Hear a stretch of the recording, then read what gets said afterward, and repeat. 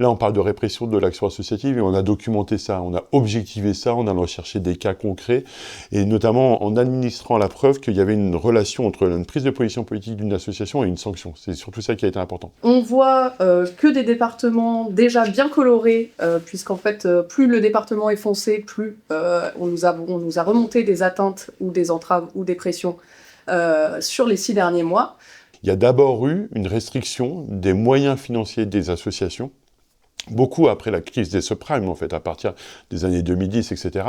Et là, on est rentré dans une autre phase de répression de l'action associative, ou en tout cas, d'une tentative du pouvoir d'avoir, comme on dit parfois, un monde associatif qui se tient sage, et qui n'est que exécutant de politiques publiques qui souvent sont décidées sans elles.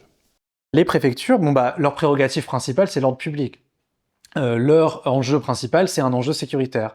Donc qu'est-ce qui se passe quand des préfectures prennent en main le financement des associations culturelles, des associations de droits des femmes, des associations des médias ou de protection de l'environnement? Elles appliquent, disons, leur regard et leur prisme, qui est un prisme sécuritaire, à ces politiques publiques-là qui, jusqu'à maintenant, étaient évaluées à l'aune d'autres critères.